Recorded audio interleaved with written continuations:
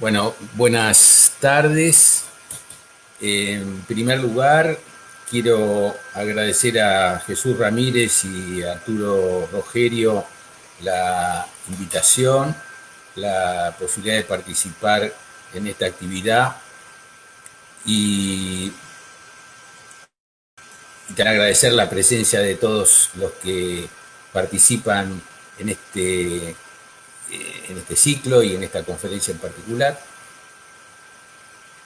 Mi nombre es Rolando Carotti, soy psicoanalista, mi práctica transcurre en la ciudad de Buenos Aires, en la Argentina, y fui presidente y actualmente miembro de la Escuela Freudiana de Buenos Aires y también de otra institución de la ciudad de La Plata que se llama Lazos Institución Psicoanalítica. Sin más presentaciones, voy a dar comienzo a esta charla sobre la clínica del síntoma y del santón.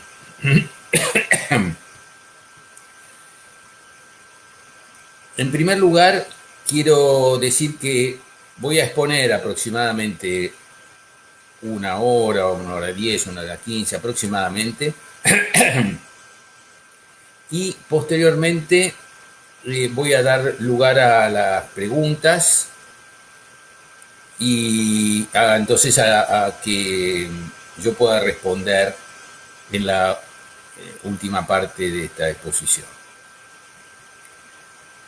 O sea que si ustedes quieren ir preguntando ahora también, pero la respuesta las voy a ir dando cuando termine la exposición.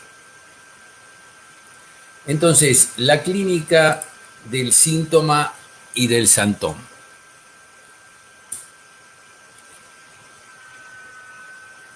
En esta exposición voy a comenzar con una pregunta. ¿De qué se ocupa el psicoanálisis? En un libro que recientemente publiqué, llamado El niño, el espejo y la mirada, comienzo con esta pregunta. ¿De qué se ocupa el psicoanálisis? En mi opinión, de una manera concentrada, pero precisa a la vez, puedo decir que el psicoanálisis se ocupa de 3 grandes problemas. Primero, el psicoanálisis se ocupa de la relación con el otro que nos constituye. Del otro, escrito con la inicial mayúscula, para indicar uno de los aspectos de este término, otro, escrito con mayúscula, correspondiente al registro de lo simbólico, que es la estructura del lenguaje. El psicoanálisis se ocupa, en primer lugar, del otro, la estructura del lenguaje que nos constituye. En este sentido, si se ocupa de la relación del otro que nos constituye, entonces somos sujetos hablantes, sin duda, pero también hablados por este otro que nos constituye. De modo tal que esto nos da una primera aproximación a la importancia del descubrimiento freudiano del inconsciente y de las maneras en que Lacan va elaborando y reelaborando el concepto de inconsciente, con diversos aforismos, como el que dice el inconsciente está estructurado como un lenguaje, un aforismo enunciado por Lacan, pero que es de raigambre freudiana. O un poco después, el inconsciente es el discurso del otro. O para la misma época, el inconsciente es la exterioridad misma de lo simbólico. O ya más tarde, hacia el seminario 20 en particular, el inconsciente es una escritura y un enjambre. Una escritura al modo de un enjambre.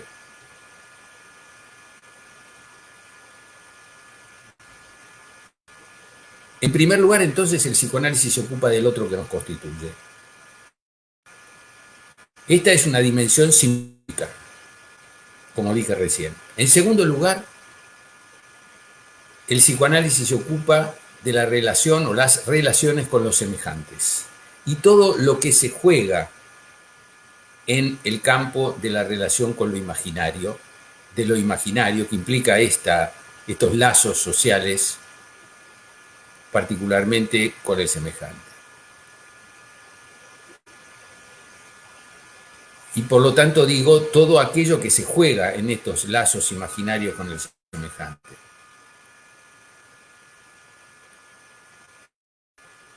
El amor, la rivalidad, el odio, que si bien implica una dimensión imaginaria, tiende a ir más allá de lo imaginario, avanzar sobre la imagen, para intentar capturar lo que está más allá de ella. Y otros sentimientos importantes que ha trabajado el psicoanálisis ya desde Freud.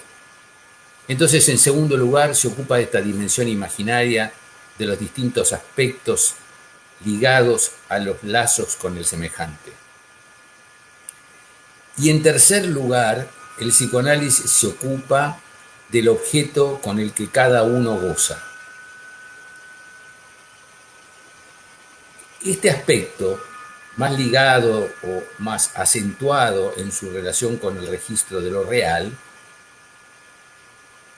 también acentúa esta idea, el objeto con el que cada uno goza, y remarco el cada uno, a diferencia de lo que dije al principio, con el cuantificador todos. Al principio quiero decir en la primera temática, en la primera dimensión de aquello de lo que se ocupa el psicoanálisis. La primera se ocupa del otro que nos constituye a todos los humanos, a todos. En cambio, el tercer aspecto que menciono, el tercer gran campo de problemas de los que se ocupa el psicoanálisis, que corresponde al objeto con el que cada uno goza, implica la alta dimensión singular de ese objeto, y además la manera en que cada uno goza también indica que cada uno se las arregla como puede para encontrar un poco de satisfacción en la vida. Porque uno de los principios del psicoanálisis es que no existe ningún objeto adecuado para la satisfacción sexual. Es decir, que no hay nada programado en el universo, Freud decía, ni en el macrocosmos ni en el microcosmos, para saber cuál es el camino adecuado para encontrar satisfacción en la vida. Cada uno se las arregla con esa falta de satisfacción, que es uno de los nombres posibles de la castración, entendida así como una falta de goce, como una falta de goce en el sentido no de una falta absoluta de goce, sino una falta del goce absoluto. Es decir, del carácter siempre insatisfactorio de toda satisfacción pulsional. Y del carácter también totalmente insatisfactorio inherente a la estructura misma del deseo humano. Porque el deseo humano se caracteriza por la insatisfacción. Mientras que el goce pulsional se caracteriza por una satisfacción siempre parcial, paradójicamente una satisfacción insatisfactoria. Porque no existe ni en el macro ni en el microcosmos ningún objeto adecuado para la satisfacción sexual. Esta tesis, que es la tesis más revulsiva del psicoanálisis, mucho más revulsiva que la del descubrimiento del inconsciente, sin duda.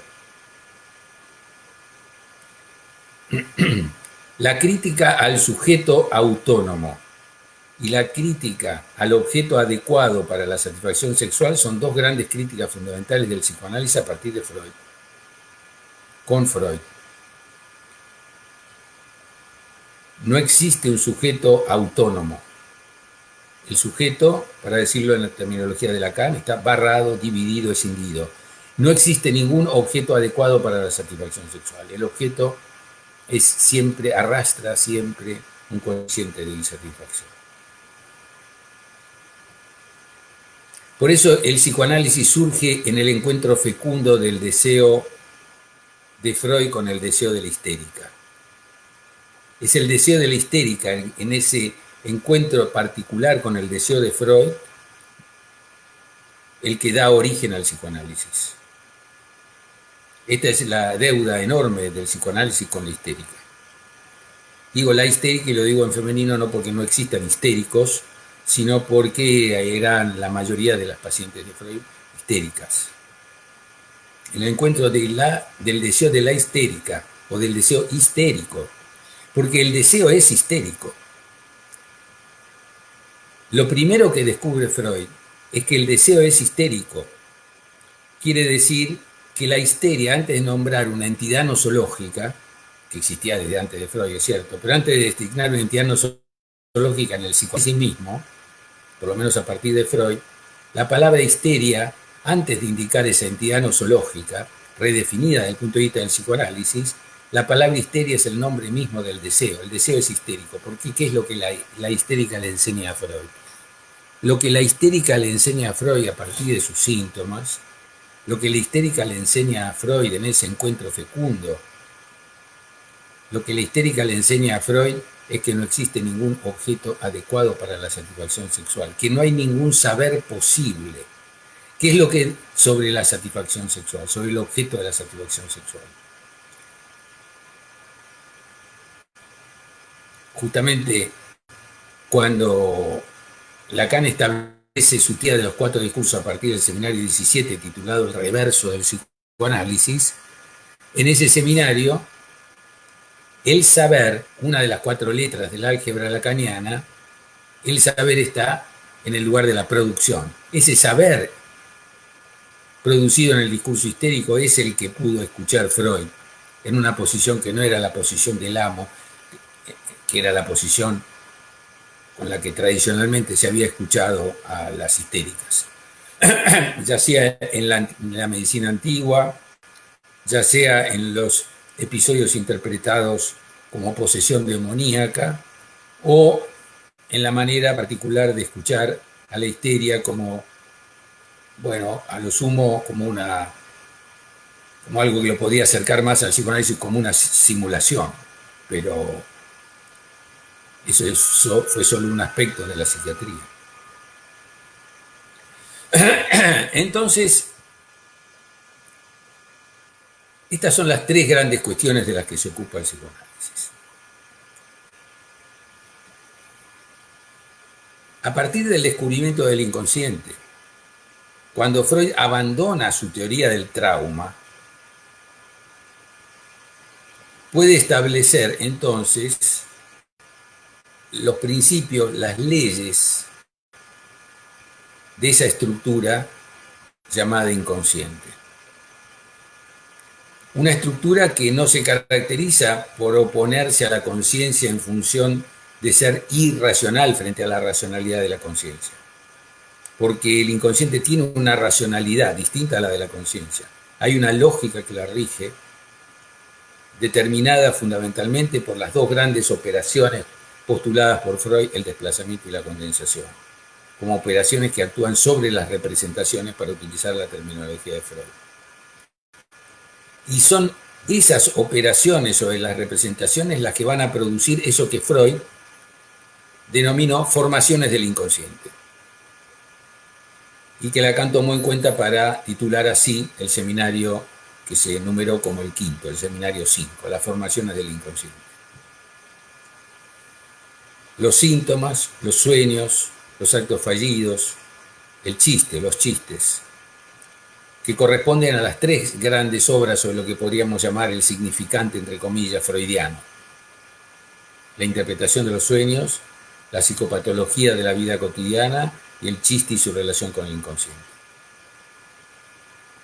No es casual que en el seminario 5 Lacan le dedique 7 clases, las primeras 7, a trabajar el problema del chiste, que no pasa a ser simplemente un divertimento freudiano.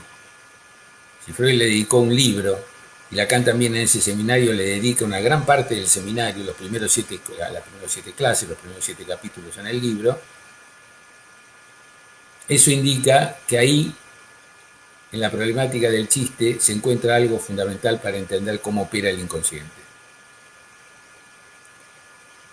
Freud necesitó hacer un trabajo especial sobre los sueños, sobre los fallidos, sobre el chiste, para poder avanzar sobre su teoría del síntoma. Y acá entonces estoy llegando al síntoma, a la teoría freudiana del síntoma, una de las formaciones del inconsciente.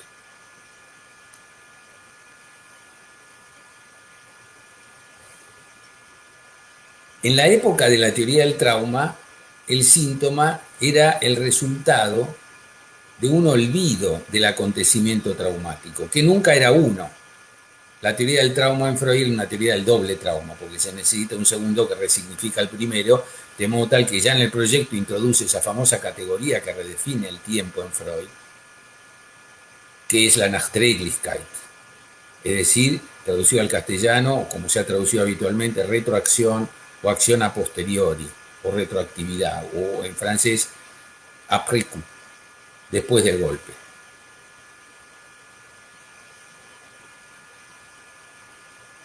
La teoría del trauma cae, aunque no quiere decir que caen todos los términos y el valor que esos términos tienen, porque el trauma va a ser retomado por Freud, sobre todo a partir de más allá del principio del placer, y sin duda Lacan también lo va a retomar, pero ya no va a ser el trauma que está en el interior de la teoría del trauma, es claro. Y sin duda el concepto de resignificación o retroactividad, la pre-Q, es un concepto que tiene una enorme vigencia en la actualidad, que va a tener una enorme vigencia y sigue teniendo una enorme vigencia en el psicoanálisis. Pero Freud abandona la teoría del trauma, y empieza a procesar el concepto de inconsciente. Y a partir de ahí, ya el síntoma no va a ser pensado como el olvido de acontecimientos traumáticos. Recuerden la famosa expresión freudiana, la histérica padece de reminiscencias. El síntoma va a ser pensado, como va a retomar Lacan en sus primeras épocas, el síntoma es pensado como una palabra amordazada. El síntoma es pensado como una palabra amordazada, quiere decir que el síntoma se dice de una manera que no es una manera directa, porque finalmente las operaciones del inconsciente corresponden a las clásicas, a dos de las tantas operaciones clásicas de la retórica clásica, que Lacan va a denominar, cambiando el nombre y también manteniendo algún punto de diferencia con Freud, metáfora y metonimia.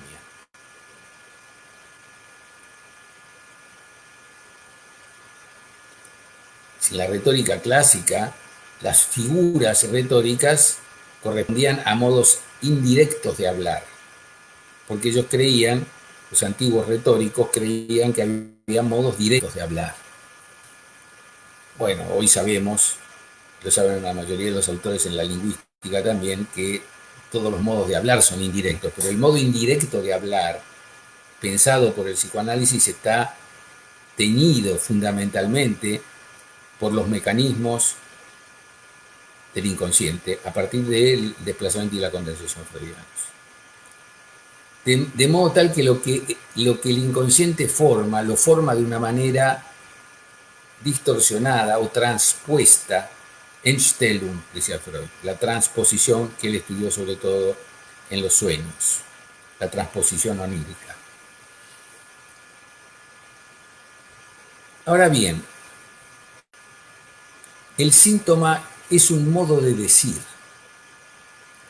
un modo particular de decir, que requiere una lectura, un desciframiento, por lo tanto es un modo cifrado de decir.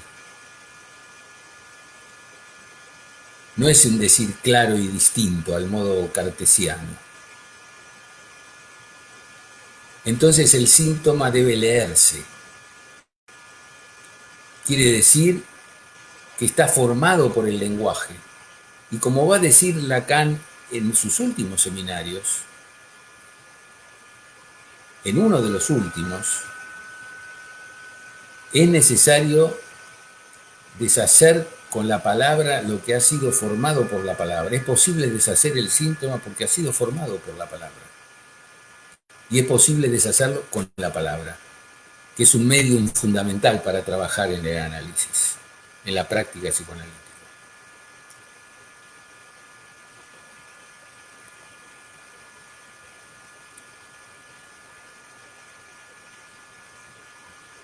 Dora Renguea, la paciente de Freud, Dora Renguea, después de una serie de asociaciones, Freud interpreta, eso significa dio el mal paso. Es un modo de hablar con el cuerpo, en este caso, Ese es uno de los modos de hablar en la histeria, por la vía de la conversión histérica. Pero Freud también introduce antes de 1920, es decir, antes de ese giro fundamental en el que Lacan propone un nuevo principio regulador del aparato psíquico, que es la pulsión de muerte, más allá del principio del placer, de modo tal que queda destronado el principio del placer como principio regulador homeostático del aparato psíquico freudiano. Antes, un poco antes de 1920, ya Freud pensaba que el síntoma no era solamente un mensaje a descifrar. El síntoma, en la terminología de Freud, también es una satisfacción sustitutiva. Ya en Freud está presente esta idea que, por supuesto, va a ser nuevamente trabajada y procesada después de la introducción de la pulsión de muerte en 1920. Esto quiere decir algo sorprendente, que aquello de lo que uno supuestamente quiere liberarse, en realidad de eso mismo goza, de eso mismo de lo que sufre, porque un síntoma se padece. En principio un síntoma es un padecimiento, un sufrimiento. Esto el psicoanálisis lo comparte con la medicina y con la psiquiatría en general. Un síntoma es un sufrimiento. Si un síntoma no es vivido con sufrimiento, como un padecimiento, de ahí viene el paciente, ¿no? De pathos, lo que se padece, lo que se sufre, al modo de la pasividad, en el sentido de que no puedo hacer nada para cambiarlo, lo padezco. Bien, pero aquello mismo de lo que uno sufre y que aparentemente quiere liberarse, de eso mismo encuentra, dice Freud, en eso mismo encuentra, dice Freud, una satisfacción, y por eso esa satisfacción es como un núcleo duro, resistente del síntoma, que hace que por más que uno quiera liberarse y diga que quiera liberarse del síntoma, en el fondo es como si no quisiera liberarse del síntoma, porque de eso mismo goza, y uno no encuentra fácilmente modos de gozar en la vida, y nadie sustituye una forma de gozar si no encuentra otra sustitutiva. Por lo tanto, es posible aferrarse al goce del síntoma.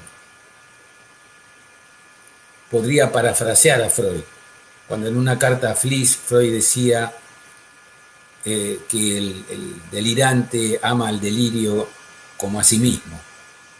Yo podría decir, el neurótico ama al síntoma como a sí mismo.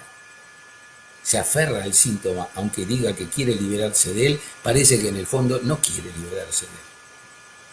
Por supuesto, después de 1920, Freud encuentra una situación muy particular, en algunos pacientes, por supuesto, que es lo que llamó la reacción terapéutica negativa. Es decir, que después de muchos años de tratamiento, de inversión, de tiempo, dinero, sufrimiento, etcétera, en un análisis se avanza y se abren caminos como para encontrar formas distintas y mejores de vivir, y está ahí abierto el camino y sin embargo se retrocede y se sigue el síntoma. Eso es lo que Freud llamó reacción terapéutica negativa, que no es la transferencia negativa, es la reacción terapéutica negativa derivada del sentimiento inconsciente de culpa que Freud prefiere denominar, con razón, necesidad de castigo. Es decir, una acción sádica de ese imperativo de goce obsceno y feroz que Freud llamó superyo. Entonces el síntoma es mensaje y goce.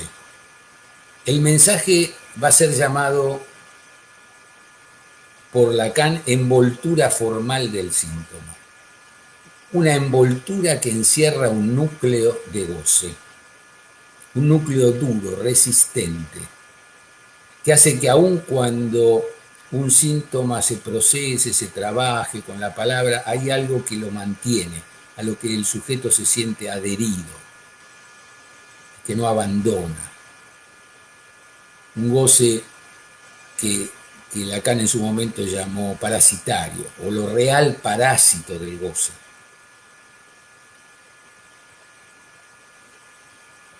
Ahora bien, yo dije, un síntoma es un sufrimiento, implica un sufrimiento.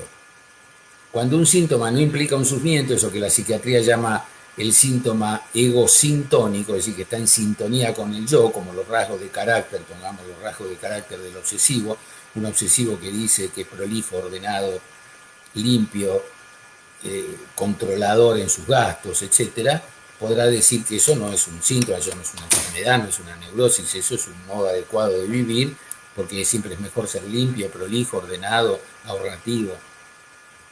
A lo mejor eso adquiere una magnitud tal que él, esos síntomas que él no padece, que para él no son síntomas, pueden ser síntomas para otro, por ejemplo, para quien convive con esta persona que clásicamente la psiquiatría llamaría un paciente neurótico obsesivo.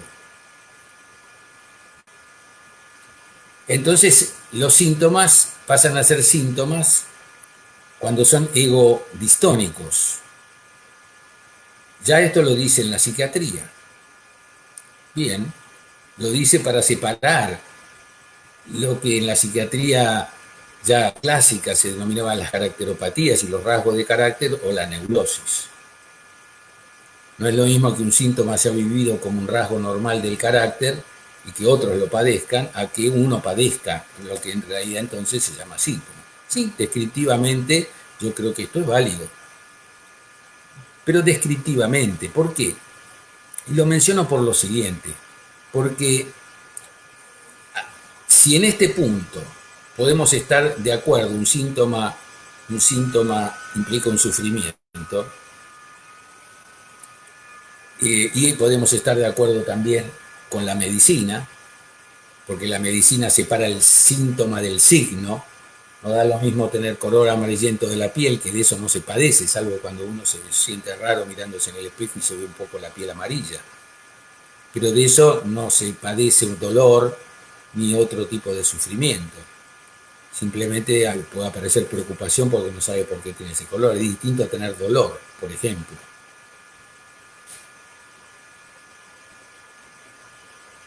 Entonces, decir que el síntoma implica sufrimiento no es una particularidad del psicoanálisis.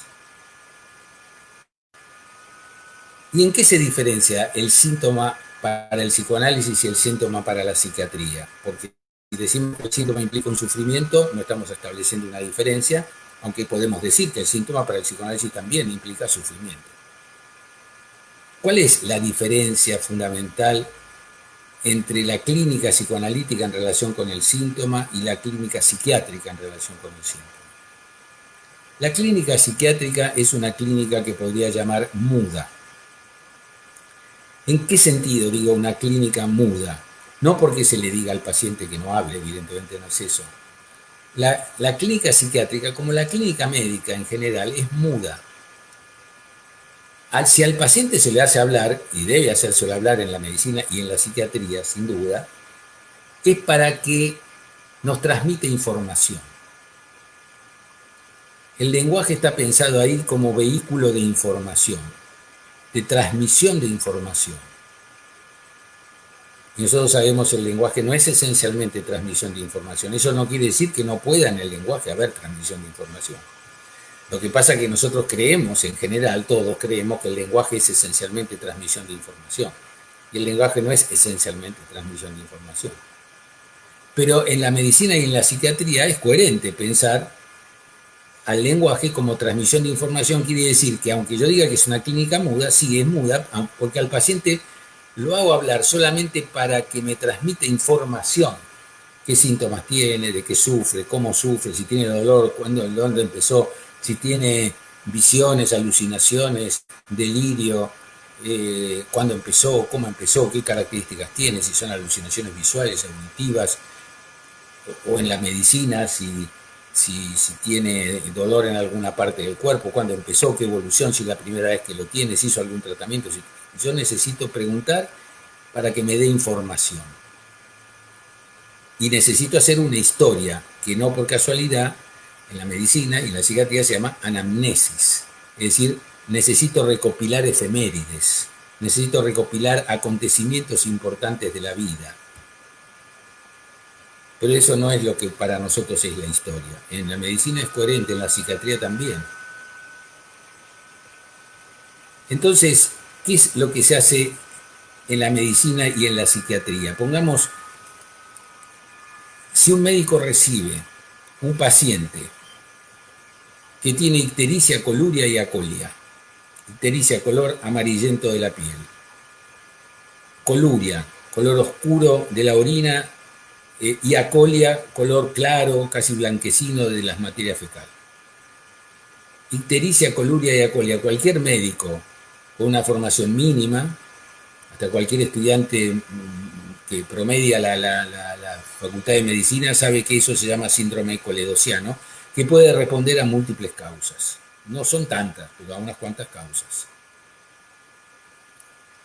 Entonces, una vez que se recopilan algunos síntomas y signos, hay que pensar en una entidad nosológica para tratar de ver cuál es la causa.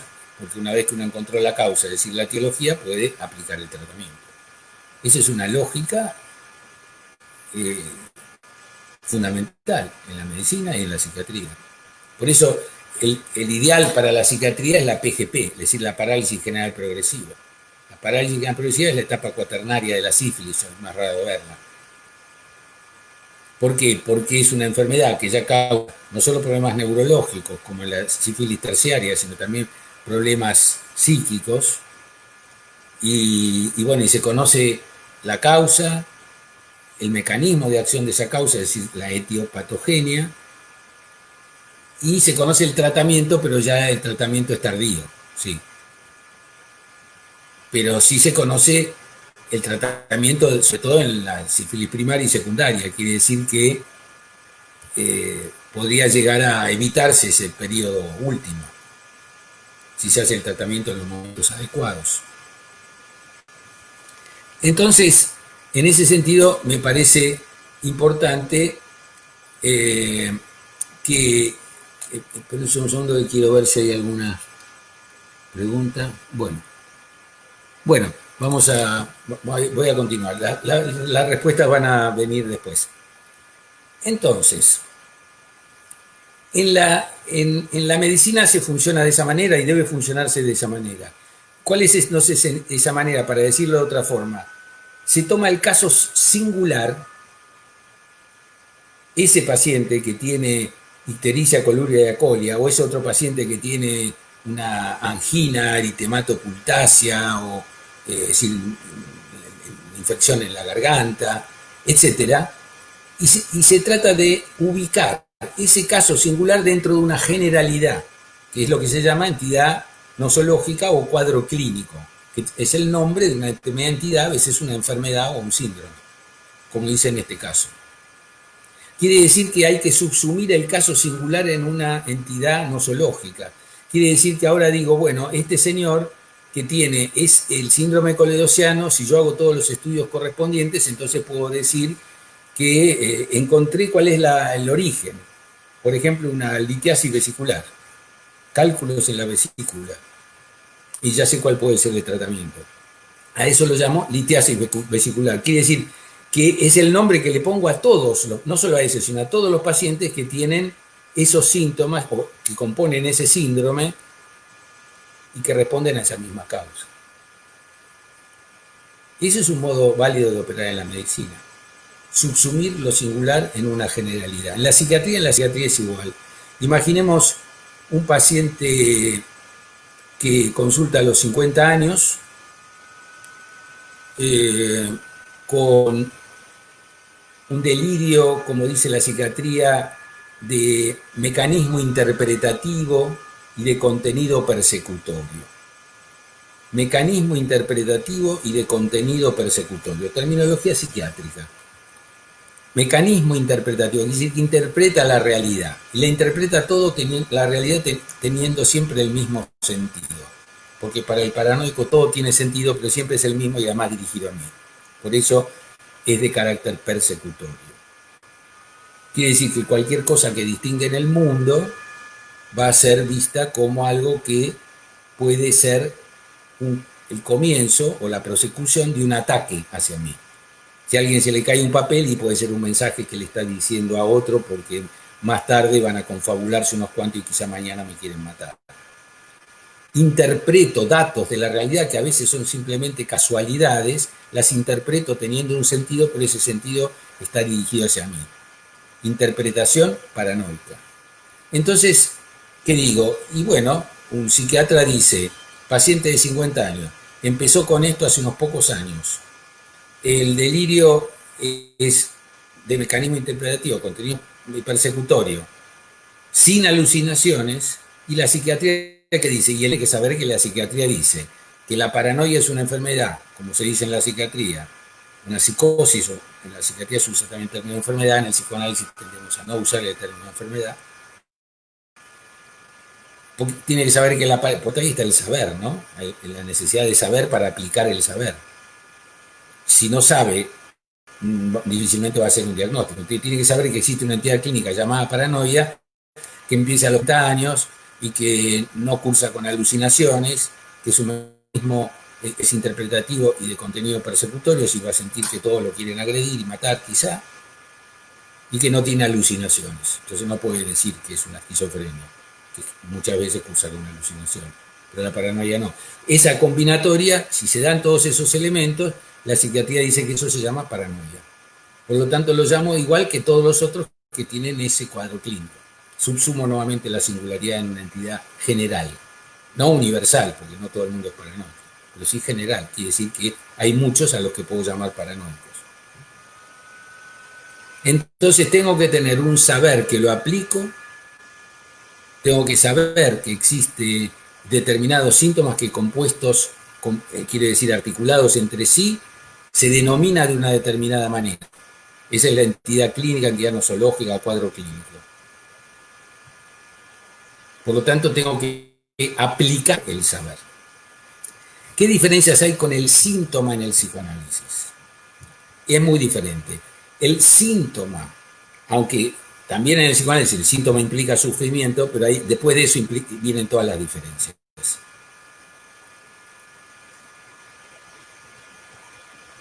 Para empezar a plantear estas diferencias, el síntoma en la medicina y en la psiquiatría es esencialmente un síntoma pensado como signo, según la definición de Peirce. Un signo es lo que representa algo para alguien, es lo que dije recién. Si alguien tiene alucinaciones, lo voy a decir ahora desde la perspectiva, desde otro cuadro clínico, disgregación de su pensamiento, deterioro, y esto empezó ya desde la adolescencia, entonces puedo decir, y eso es lo que el saber psiquiátrico, si lo tengo, me dice que se llama esquizofrenia. O no, por caso, esquizofrenia paranoide. Incluso puedo especificar poniéndole un predicado, un adjetivo. Entonces, quiere decir que eso que está ahí en el mundo, el relato de los síntomas de ese paciente, representa para mí eso que llamo esquizofrenia, o paranoia, o síndrome coledociano. Es lo que representa algo para alguien. La entidad clínica lleva el nombre de eso que representa algo para alguien. ¿Quién es ese alguien? Bueno, en principio, el médico o el psiquiatra. Ahora, ese alguien puede ser otro. Podría ser un curandero. Entonces, eso representa, para el curandero, esos síntomas representan algo que no es una entidad nosológica de la psiquiatría o la medicina, puede representar un daño que alguien le quiso hacer, un mal de ojo. En todos esos casos, aunque están muy distintos, porque uno aparentemente está conectado con la ciencia y otro con la magia, en ambos casos igual, el concepto que está en juego en el síntoma ahí es el de pensarlo como un signo. El psicoanálisis, en cambio, piensa al síntoma como un significante. Y acá se empiezan a abrir las diferencias. Lo voy a tratar de plantear con alguna ejemplificación también. Si la clínica psiquiátrica es muda, porque solo me importa lo que el paciente dice para que yo pueda hacer el diagnóstico, como lo estaba planteando recién, La clínica psicoanalítica tiene que hacer hablar, pero es el síntoma el que se encarga de hacer hablar, siempre y cuando al síntoma le pase algo más que ser un sufrimiento. Un paciente tiempo atrás me consultaba porque decía que ese fue el motivo de consulta, que se le caía el cabello. Y a mí me extrañó mucho porque ¿por qué me tenía que consultar a mí, un psicoanalista, y no iba a un dermatólogo, a un clínico, a un endocrinólogo? Por supuesto, es lo primero que le pregunté y enseguida me respondió. Y bueno, no, yo ya fui a clínicos, dermatólogos, endocrinólogos, y todos me dijeron que no tenía nada que ellos pudieran intervenir, no había nada, nada más. No tenía ningún indicador de que realmente se le había caído el cabello, pero él pensaba que se le caía el cabello, y nada más. Y estaba muy preocupado por eso. Entonces, se puede decir, en términos amplios, es un síntoma. Sí, en términos médicos, psiquiátricos, es un síntoma. Lo padece, lo sufre. Un síntoma raro, extraño, porque no se le caía el cabello aparentemente. No se notaba, por lo menos. Si se le caía, no se notaba en absoluto. Y él decía que era hace mucho, pero que cuando vio que eso continuaba, bueno, de todas maneras, aunque se le fuera cayendo un poco el cabello, era absolutamente exagerado el malestar que sentía. Era enorme la angustia que le producía esto, que supuestamente era una caída muy moderada, así que existía, del cabello.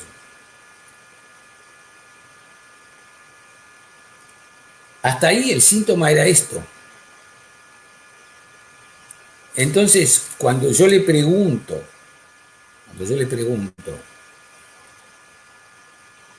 qué más le pasaba en la vida, de qué trabajaba, siempre me miraba un poco extrañado, porque es como, me miraba como cualquiera podría mirar a un dentista si uno va con un fuerte dolor de muelas y el dentista le dice, mire, no, antes de hacer nada vamos a charlar media hora sobre su infancia. Uno lo miraría muy raro a un odontólogo que nos dijera eso, porque uno tiene ese sufrimiento y lo que quiere es que el otro lo alivie, porque le supone al otro un saber para aliviar ese síntoma y nada más. Yo aporto el sufrimiento y el otro que aporte la solución, la terapéutica. Para eso estudió. Un poco así era la relación. Quiere decir que me ponía en el lugar del médico, que más o menos con un poco de información yo ya podía en todo caso o pedirle algunos estudios, cosas que ya lo habían pedido, o indicarle alguna medicación.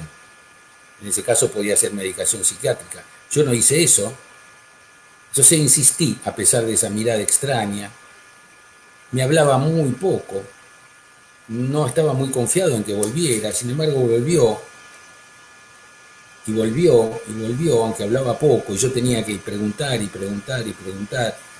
Y en un momento determinado, después que me hablaba, por supuesto, cuando yo le preguntaba y me daba información, sin embargo, yo quería algo más que información. No quería esencialmente información. Quería escuchar lo que decía, no para hacer un diagnóstico,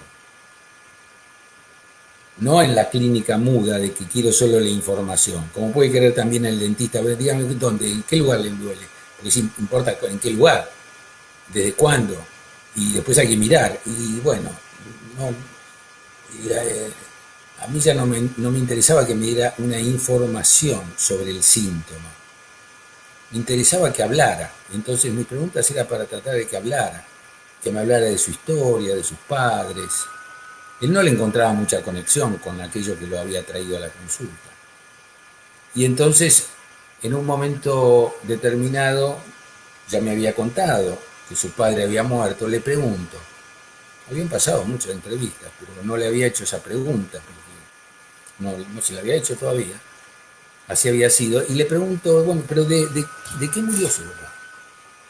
Y entonces me dicen, bueno, mi papá estaba muy enfermo, pero en realidad estaba internado. Ah, ¿y en dónde estaba internado? Estaba internado en un hospicio, en un manicomio.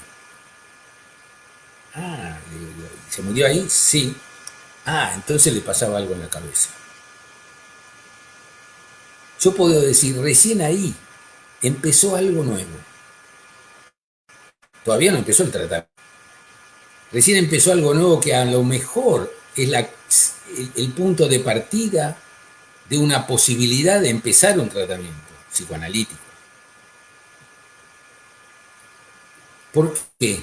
Porque al síntoma se le agregó algo, se le agregó una pregunta. Yo contribuía a que se le agregara una pregunta. ¿Cuál podría ser? Y me pasa algo en la cabeza. ¿No será que en realidad no estoy preocupado por la superficie de la cabeza, por los pelos? Quizá por algo que me pasa adentro. Y ahí me empieza a decir el que trabajaba en una profesión en la que tenía contacto sobre todo con hombres, exclusivamente con hombres en su trabajo. Y entonces ahí me dice, sí, porque en realidad cuando yo empecé a preocuparme por esto no era solamente por el pelo. ¿Y qué más le pasó? Y me miré en el espejo y pensé, ¿no sería homosexual?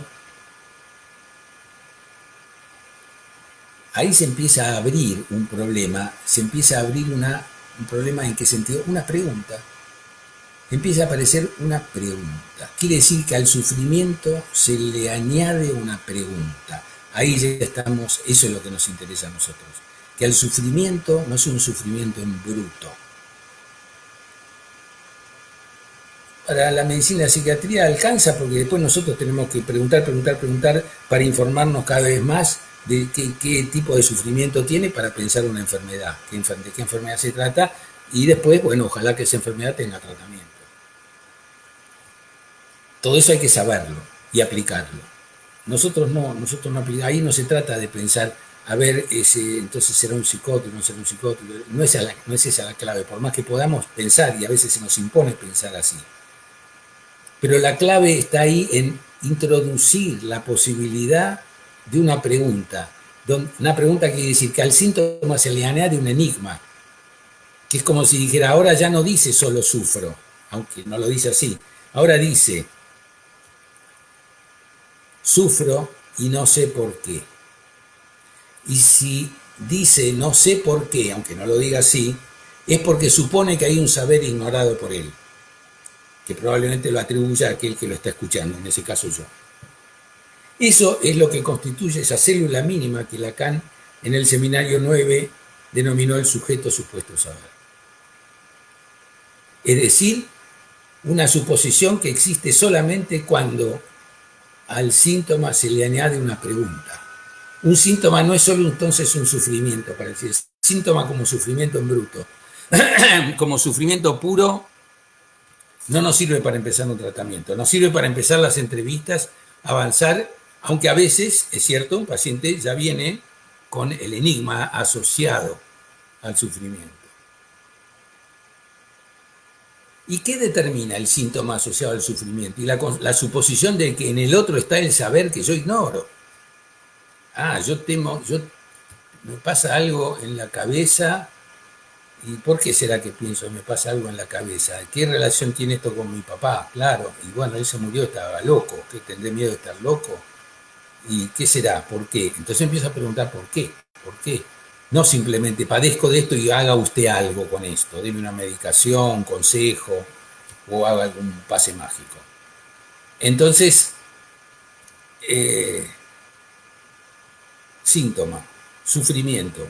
Pero el sufrimiento nosotros o bien ya viene asociado al enigma o esperamos y favorecemos la aparición del enigma, cosa que no siempre se logra, ¿cierto? Esto determina la constitución de eso que se llama sujeto supuesto saber, y el sujeto supuesto saber, es decir, suponerle al otro al que le hablo, en ese caso a mí, él suponía saber cuál era el sentido de ese síntoma. Y también saber cuáles eran los modos adecuados para encontrar satisfacción en la vida, ya que así no encontraba mucha satisfacción en la vida. Es decir, una doble suposición. Es suponer que yo puedo saber cuál es la razón del síntoma, el sentido del síntoma, no la razón médica, el sentido. Y también que puedo saber cuáles son los caminos adecuados para encontrar un poco de satisfacción en la vida. Y es cierto que nosotros no sabemos ninguna de las dos cosas porque para eso es necesario que el paciente hable, mucho más de lo que habló hasta ese momento. Pero ya estamos empezando a tener eso que podríamos llamar la célula mínima para poder empezar un tratamiento psicoanalítico. De modo tal que ahí recién el síntoma, que ya dejó de ser sufrimiento en bruto, porque el sufrimiento en bruto no nos alcanza, pasa a ser sufrimiento asociado a un enigma, y esta es la pregunta por el sentido del síntoma y por ese goce que no encuentra en la vida, que se lo supone al analista. Y como se lo supone, eso determina la aparición de la transferencia. La transferencia, entonces, es un desplazamiento del saber.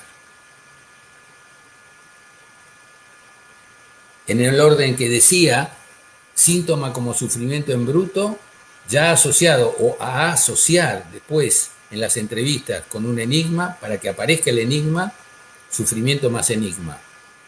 Sufrimiento quiere decir ruptura de la armonía con el mundo, padecimiento en síntoma, etc. Sufrimiento más enigma. En tercer lugar, el sufrimiento más el enigma determina entonces que yo me pregunto qué es esto y le supongo que lo que yo no sé, el otro lo sabe. El analista como un otro que sí sabe el sentido, ya de antemano, que sabe la verdad y el sentido de ese síntoma. Y eso, cuarto lugar, origina la transferencia. Por lo tanto, recién ahí podemos hablar de un síntoma en el sentido analítico del término. Necesitamos todo este procesamiento para que ahora el síntoma sea un síntoma para el psicoanálisis. Si no, con ese síntoma no podemos operar psicoanalíticamente, eso quiere decir. Se puede operar de otra manera, con indicaciones, con sugestiones, con sugerencias, con medicación, quizá con psicoterapias, ¿no? Con orientación, con indicaciones, con medicación, sí, pero eso no es la práctica psicoanalítica. La práctica psicoanalítica apunta entonces a que el síntoma se ponga a hablar, el síntoma hable. No habla el síntoma, habla, que el síntoma hable, se puede decir así, que el síntoma se ponga a hablar, quiere decir que pase al discurso, que mueva a hablar. ¿Hablar de qué? Hablar en el psicoanálisis de cualquier cosa. Eso permite entonces introducir, si se da todo este proceso, del síntoma con sufrimiento asociado a un enigma, constitución del sujeto supuesto saber, como pivote alrededor del cual gira y se produce la transferencia, entonces eso posibilita que ahora se pueda operar sobre ese síntoma psicoanalíticamente hablando. Eso quiere decir que se puede empezar un tratamiento psicoanalítico, cuyo medio fundamental es la palabra. Entonces tenemos acá registrado el valor que tiene el síntoma en el sentido analítico, en el sentido psicoanalítico de la palabra. Entonces el psicoanálisis se propone con esto pensar, se ha propuesto, se sigue proponiendo, porque esto siempre hay que ir procesando, trabajando. Estoy solamente en los orígenes del psicoanálisis freudiano y en una primera época del pensamiento lacaniano, de la enseñanza de Lacan. El síntoma en el sentido psicoanalítico del término, que no es el sentido médico, que no es el sentido psiquiátrico. Entonces, ese es un sentido fundamental. Ahora, clásicamente, quiero decir, a partir de Freud, en el psicoanálisis, hubo una tendencia también a pensar con cierta terminología, una tendencia a psiquiatrizar el psicoanálisis, cosa que no era la idea de Freud en absoluto. Cuando Freud, por ejemplo, dice que las neurosis se pueden dividir en dos tipos, las neurosis transferenciales y las neurosis no transferenciales, está pensando justamente en aquellos pacientes, como el que les comenté recién, aquellos pacientes que entonces pueden poner su síntoma anudado a la transferencia. A esto yo lo llamo el anudamiento transferencial del síntoma. Si yo tuviera que ponerle un título a lo que dije hasta ahora, lo llamaría el anudamiento transferencial del síntoma. Ese es el origen del síntoma en el sentido analítico del término. En la psiquiatría y en la medicina no se necesita ningún anudamiento transferencial del síntoma. ¿Qué es el anudamiento? Esto que dije, un síntoma como sufrimiento, o ruptura de la armonía con el mundo, o consigo mismo, o con su cuerpo, ¿no? Alguien que de golpe siente que el mundo se le viene en contra, o que se separó, o que se murió un amigo, o que tiene una enfermedad, o que siente angustia. Todos esos son motivos de sufrimiento, de ruptura de la armonía con el mundo y consigo mismo. Hasta ese momento todo iba más o menos bien y de golpe algo se desmorona. La relación con el mundo, la relación con los otros, la relación consigo mismo, la relación con el cuerpo. Sufrimiento. Más enigma, como ya dije, constitución del sujeto supuesto saber, en tercer lugar, aparición de la transferencia. Entonces esto significa que el síntoma se anudó a la transferencia. Ahora el síntoma se pone a hablar. Y el síntoma se pone a hablar quiere decir que ahora el síntoma hace hablar. Eso quiere decir. Ahora entonces uno habla y puede aceptar hablar de cualquier cosa, sino para qué hablar de cualquier cosa, que es la regla fundamental del psicoanálisis.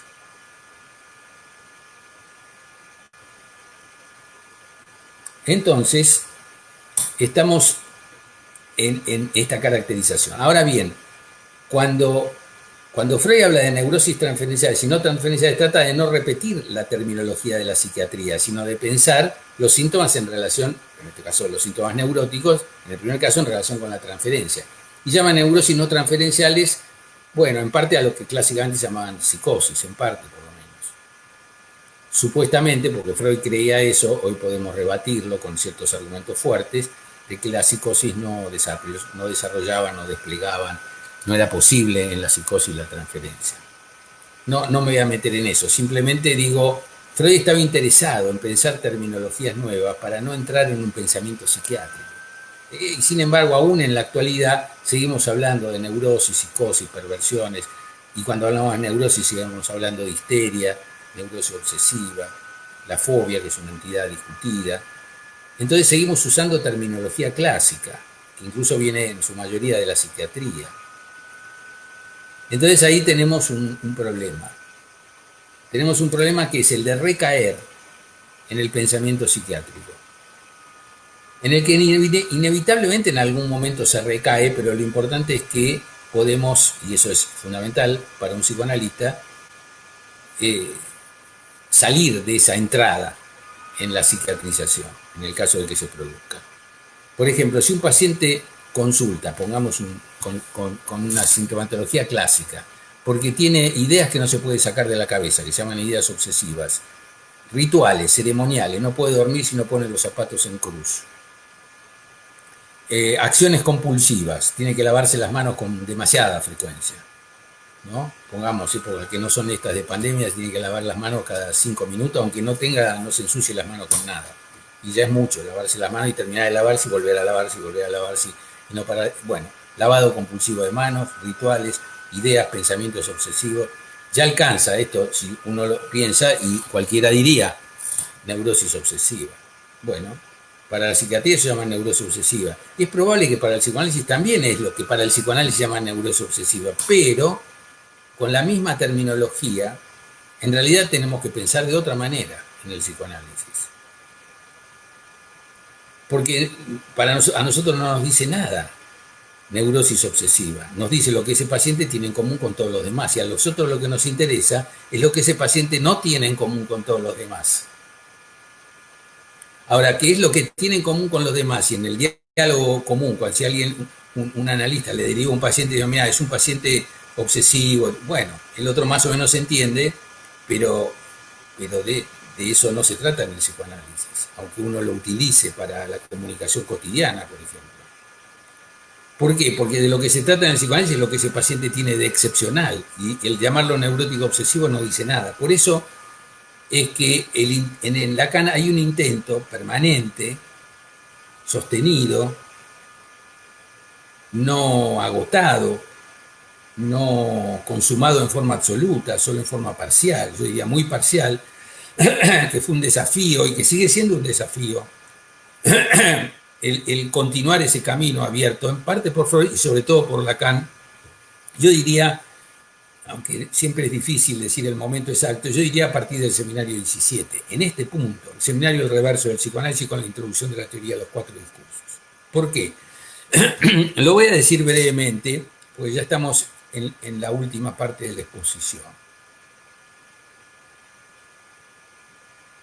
En vez de decir neurosis, podríamos usar una terminología más interesante. Por ejemplo, decir, no para cambiar simplemente la terminología, sino para mostrar cómo podemos pensar psicoanalíticamente las estructuras clínicas, si es que podemos seguir llamándolas estructuras clínicas, que en la tradición psicoanalítica, sobre todo a partir de Lacan o del lacanismo más que de Lacan, se han llamado, y muchas veces se siguen llamando, neurosis, psicosis y perversión, como si fueran tres estructuras discontinuas que no tienen relación entre sí, porque alguien es neurótico toda la vida, el perverso es perverso toda la vida, el psicótico es psicótico toda la vida. Podrá mejorar, cambiar, aliviar, sí, pero el neurótico no se transformaría ni en perverso ni en psicótico, y lo mismo vale para los otros. No había pasaje de estructuras. Esta es una especie de posición clásica en el lacanismo, que en la Argentina particularmente tuvo una entrada muy fuerte, no tanto porque lo haya dicho Lacan así, porque no lo dijo así, sino sobre todo por la lectura que hizo Mazzotta, Oscar Mazzotta, que planteó que había que diferenciar la neurosis, cuyo mecanismo que él llamaba modo de defensa es la represión, la perversión, cuyo mecanismo él llamaba modo de defensa es la renegación, la Verleugnung, y la psicosis, la Verwerfung, como lo enuncia Freud, y que Lacan llama forclusión. Represión, renegación, forclusión. Estructuras clínicas con los síntomas correspondientes.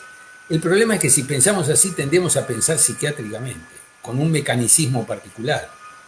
Porque además, ya Freud decía que la renegación, y no sino Octave Manoni, lo confirmó y lo desarrolló en un clásico artículo brillante llamado Ya lo sé, pero aún así, un artículo de los años finales de los 60, finales de los 60,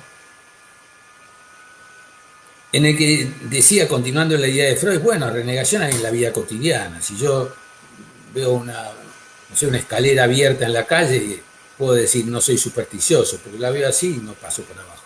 Y no soy supersticioso y soy supersticioso al mismo tiempo. Eso puede ser, pero eso no es una perversión. Eso es una renegación, pero no es una perversión. Y a veces hay renegación en la psicosis, decía Freud. Entonces no encuentro el mecanismo específico. La renegación dice mucho de la perversión, pero no es específico. Octave Manoni dijo, pero si las creencias cotidianas son renegatorias, si nosotros vemos una película y uno mata al otro, un personaje mata a otro y corre sangre y queda herido grave y después muere, y si nos conmovemos, porque estamos pensando que lo mató, pero al mismo tiempo sabemos que no lo mató porque son actores, es una película.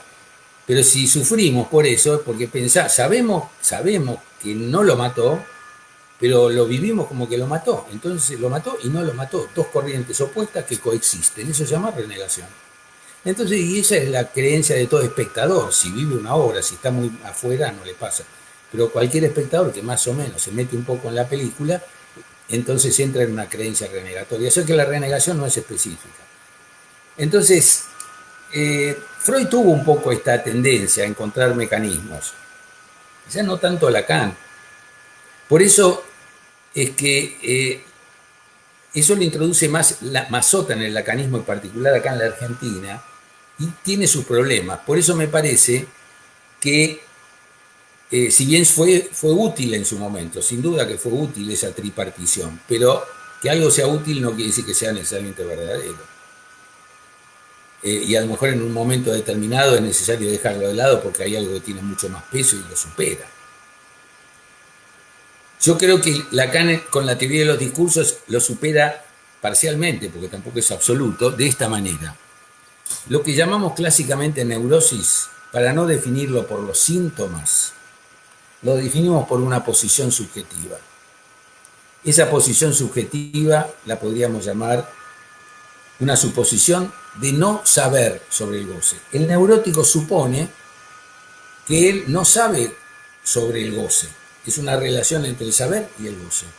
¿Por qué? Y porque el neurótico es un ser insatisfecho. Como Freud lo captó en ese encuentro fecundo con el deseo de la histérica. El neurótico es un ser insatisfecho. Vive insatisfecho. Si encuentra algún momento de satisfacción, bueno, pero después ya rápidamente la insatisfacción domina. Y su posición es de no saber cómo arreglárselas. Por eso está insatisfecho, pero además está doblemente insatisfecho porque no sabe cómo encontrar la satisfacción. El perverso se presenta sabiendo sobre el gozo. Por eso fascina a los neuróticos. ¿Qué es un neurótico? Dice Lacan en uno de sus últimos años, y neurótico es todo el que sueña ser perverso, porque se fascina con el perverso. La pareja ideal de un perverso no es otro perverso, porque el sadomasoquismo no existe, ¿no? El masoquista no es el partener del sádico. Para el sádico que su partener le diga, dale, seguime pegando que me encanta, no es un buen partener. Tiene que sufrir, no gozar con el sufrimiento. Entonces el partener del perverso es un neurótico. Y el neurótico se fascina con los perversos, por eso se arman esas parejas a veces sin ninguna duda. Entonces, el perverso está en otra posición subjetiva en la relación del saber con el goce. Él se presenta sabiendo sobre el goce. Un paciente una vez viene a mi consulta y le pregunto por qué viene y me dice, no, yo vengo porque me derivó una psicóloga que lo conoce usted y bueno, es amiga mía y me dijo que no, que yo estaba mal, que tengo que... ¿Y por qué dijo? Pensó que estaba mal, ¿qué le pasa? Bueno, porque yo me drogo con cocaína, pero lo manejo eso. No, yo eso lo manejo. Yo vine en gran medida, porque como ella me insistió, pero yo eso lo manejo. Usted, y ahí tras cartón, me dice, me pregunta, ¿usted sabe lo que es tener relaciones sexuales después de inhalar cocaína? Imagínense ustedes, el relato fue esto, yo creo que habré durado en relatar esto 30 segundos. Duró eso la primera entrevista. No duró eso toda la primera entrevista. Fue esa duración en el comienzo de la primera entrevista, esto que me dijo así, 30 segundos, un minuto a lo sumo. ¿Y qué pasó? En 30 segundos o un minuto a lo sumo yo me sentí ya interrogado. Yo no solo me sentí, yo fui interrogado sobre mi vida sexual. Ya pasé yo a ser interrogado. Interrogado de una manera especial. ¿Sabe usted? La idea es, yo no sé si usted sabe, yo soy el que sé. Es decir, que yo ya puedo decir, en ese momento, no con esto estoy diagnosticando a nadie en 30 segundos, solamente puedo decir, en ese momento, en ese instante, la posición subjetiva de ese paciente, que en un minuto me dice eso en la primera entrevista, esa posición, en ese momento es una posición subjetiva de saber sobre el goce. Yo no sé si usted sabe, pero yo lo sé bien.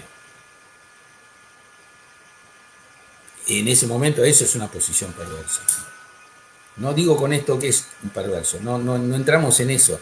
Entramos en una posición subjetiva de la relación del saber con el goce en la transferencia. Estamos pensando de otra manera. Esto no es un pensar psiquiátrico. Esto no es un pensar a partir del conjunto de los síntomas. Nos apartamos mucho de la psiquiatría y de la medicina. La medicina y la psiquiatría en su campo tienen que operar como opera, aplicando un saber y efectuando diagnósticos para hacer un tratamiento. No estamos haciendo una crítica, ¿no?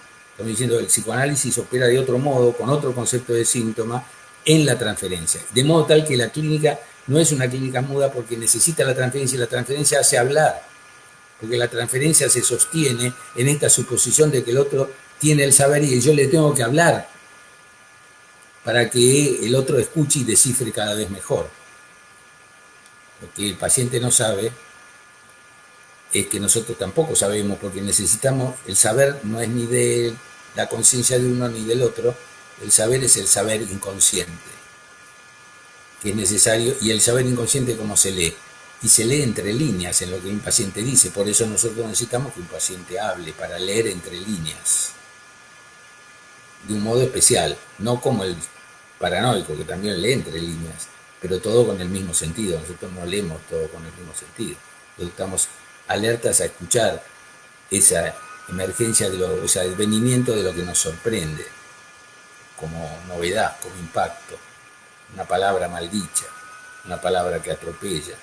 Nosotros no nos interesa el decir bien. La ética del psicoanálisis, dijo Lacan, es la ética del bien decir. que no es la del decir bien, no es la del hablar organizadamente, racionalmente. Cuanto un paciente más organizado habla, como hablo o trato de hablar yo acá para la comprensión de ustedes, en ese sentido, más resistencia hay. Lo que importa es, la palabra que nos importa es la palabra que se dice mal, la palabra que atropella, la palabra que conmueve, la palabra que es invasiva para el discurso del que entró en transferencia. Bueno, unas pocas palabras para lo que quiero decir brevemente sobre el Santón. Es muy breve, hablar del Santón requiere muchísimo tiempo, como todo, ¿no? Pero solamente a los fines de hacer alguna confrontación. Recién Lacan va a establecer el concepto de Santon, y se lo dice en francés, seguramente muchos de los que escuchan ya lo saben, porque remite en la escritura, en la sonoridad, es casi igual que la palabra Santón como se escribe ahora. Hay una leve diferencia. Pero si no son homofónicos, y entonces él prefiere otra escritura, porque la sonoridad es similar, que es la escritura clásica, la escritura que ya, la palabra antigua, del francés antiguo, que ya cambió hace unos siglos, escrita con I latina y TH. O sea, tiene una escritura bien distinta al francés. Entonces, hay distintas posibilidades en castellano, algunos lo traducen síntoma. Bueno, si no, se ha popularizado y usar la palabra santón. Decir en castellano síntoma y santón.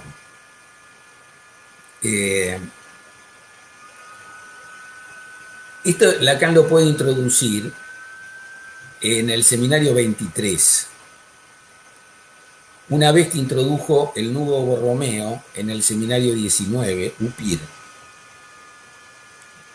Pero introduce el nudo Borromeo en el seminario 19 y deja pendiente un trabajo sobre ese nudo y la formalización, porque está terminando su época lógica y el trabajo sobre los matemas de la sexuación, la diferencia sexual.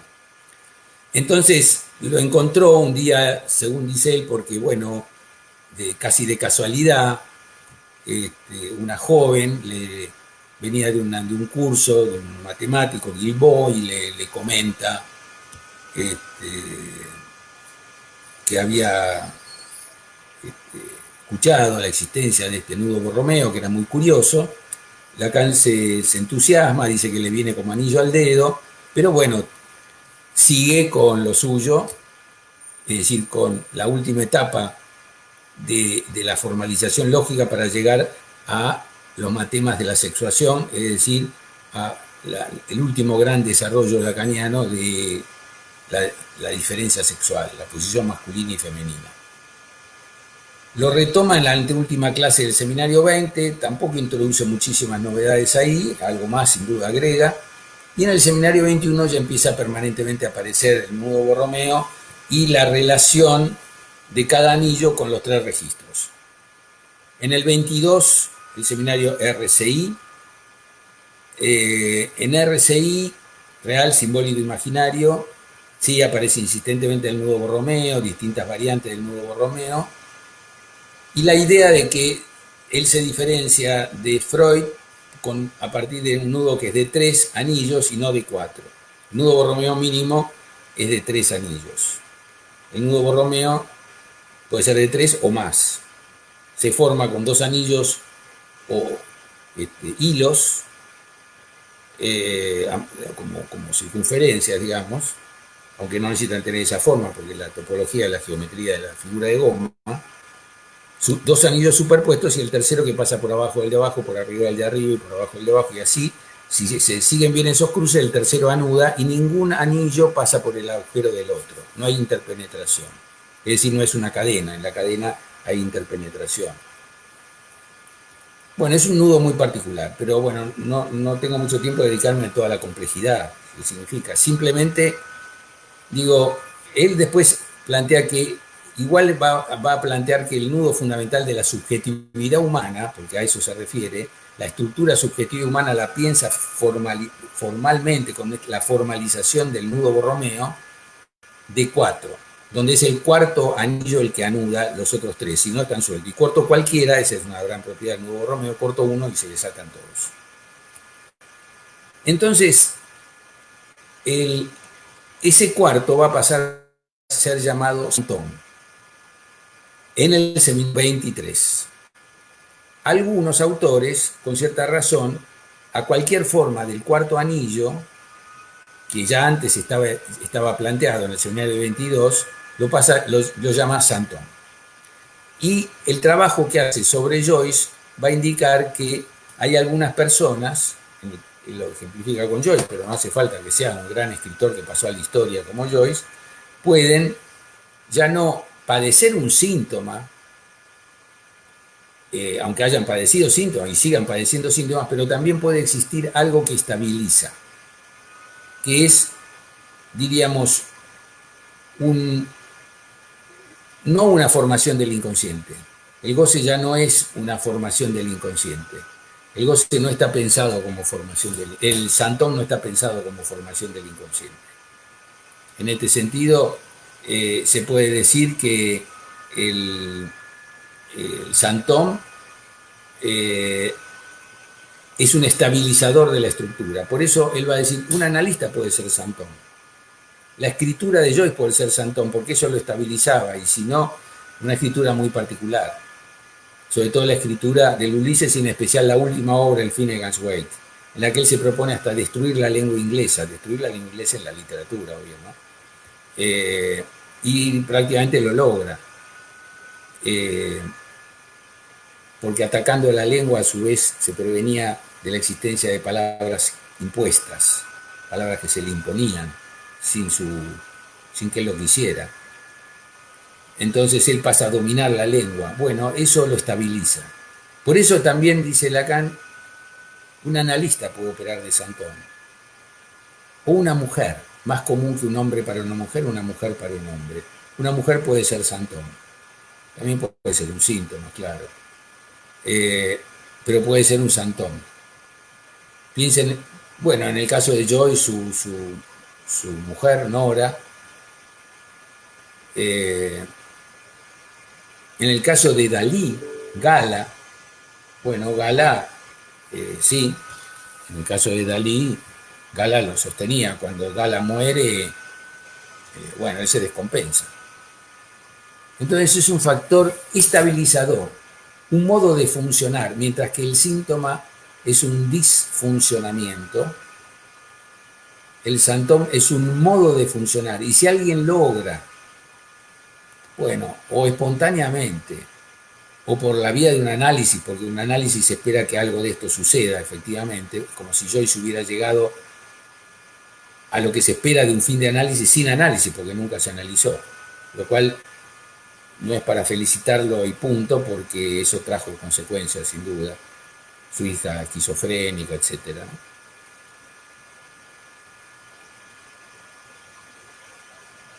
Entonces, en este sentido, se puede decir que el santón también puede ser el analista. ¿Por qué? Y porque yo lo interpreto así, porque es Lacan el que lo dice, porque en el dispositivo analítico, si el analista lo sostiene lo más adecuadamente posible con sus intervenciones, si el paciente se descompensa, se desestabiliza, pongamos por caso, se angustia, o sale de una sesión a la que había entrado muy bien y de golpe sale mal, confundido, llora, no sale y pierde las coordenadas geográficas, no sabe para dónde ir, puede suceder. Bueno, sabemos que el analista es la garantía, entre comillas, de que de ahí se vuelve, de que no es que va a seguir así y va a enloquecer cada vez más y ya no tiene salida. No, de ahí se vuelve. Sí, claro. existe la locura no es la psicosis, es un desanudamiento, una pérdida de la estructura estabilizadora del santón, pero de ahí se vuelve. De ahí es posible, en ciertas estructuras, por supuesto, clásicamente podríamos decir llamadas neuróticas, o comunes o a veces graves, pero de ahí se vuelve.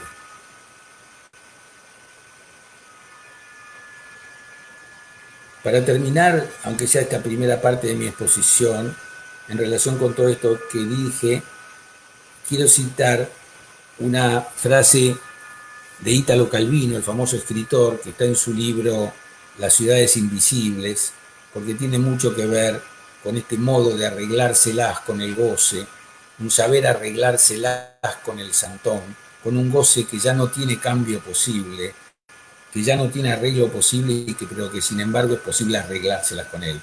No tiene arreglo posible en el sentido de que ya no es posible deshacerlo, ya no es posible interpretarlo ni descifrarlo, sino hay que inventar recursos para hacer algo con él. Italo Calvino dice: el infierno de los vivos es algo, el infierno de los vivos no es algo que será. Hay uno, es aquel que existe, ya aquí. Si está diciendo, tradicionalmente se entiende, en el cristianismo por lo menos, al infierno como algo que bien, está en el más allá, después de la muerte. No dice, no, hay un infierno que existe ya aquí, en nuestra vida, el infierno que habitamos todos los días, que formamos estando juntos. El infierno es el goce, dice Lacan. Si alguien dice mi vida es un infierno, estemos seguros que con eso está diciendo, con esto gozo. Esta articulación compleja del placer con el dolor.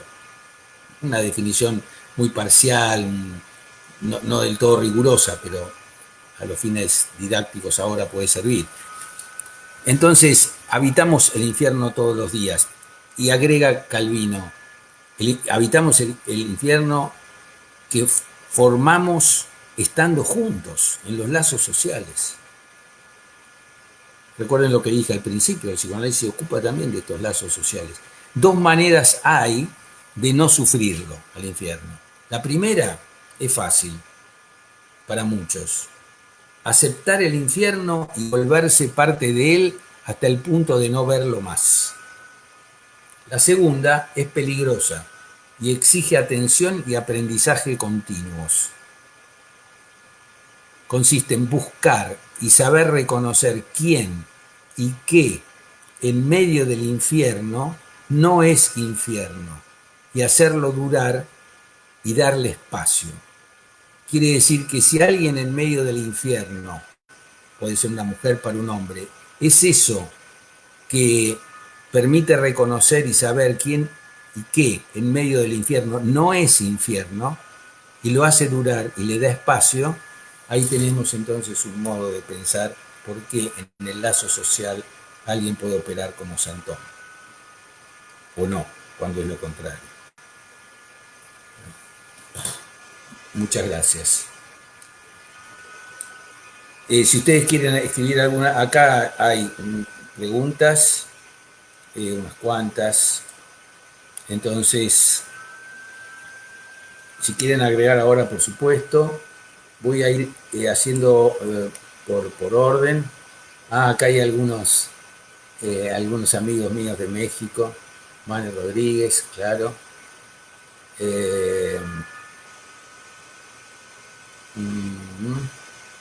Rosario Mendoza, sí. Bueno, voy siguiendo, les agradezco los saludos.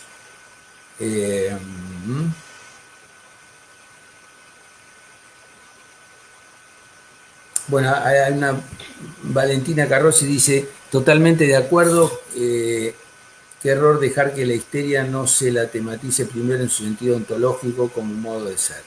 Bueno, me parece que la pregunta fue, o no, es un comentario, cuando yo estaba hablando de la histeria. Está durísimo, doctor, no sé por qué me dice eso. Bueno, a ver. ¿Cómo pensar y describir una neurosis obsesiva como psicoanalista? Sobre eso hablé ya. En todo caso voy a leer 3 o 4 preguntas a lo mejor las puedo articular. De eso creo que hablé. En la relación del síntoma, enunciado como significante por el sujeto, es el modo de goce del fantasma y cómo abordamos ese goce como repetición. Bueno, acá hay una relación con el fantasma del cual yo no hablé, ¿no? Pero que está bien plantear la relación del síntoma con el goce fantasmático y con la repetición. Bueno, hay mucho para decir sobre eso, pero voy a decir algo relacionado con lo que yo estaba planteando recién.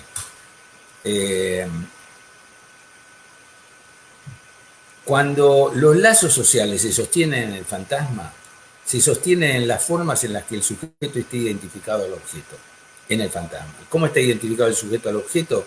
Está identificado con un objeto pulsional según el tercer tiempo de la voz gramatical, según cada una de las 4 pulsiones. Para decirlo rápidamente, hacerse chupar, hacerse cagar, hacerse ver y hacerse oír. Todo al servicio de neutralizar la castración del otro y sostener al otro absoluto, no castrado bajo la figura del padre que aplasta, pero que también protege, que es la característica del padre fantasmático. Si los lazos sociales se sostienen en el fantasma, si no hubo trabajo de análisis y los lazos sociales, bueno, está el que ya sabemos, hacerse chupar, hacerse tragar, ese puede ser el que trabaja y trabaja y trabaja, y después su trabajo no se ve, lo aprovechan otros, quedó desaparecido. En la Argentina, lamentablemente, cuando se produjo el fenómeno de los desaparecidos en la última y salvaje dictadura militar, a los desaparecidos se los llamaba chupados.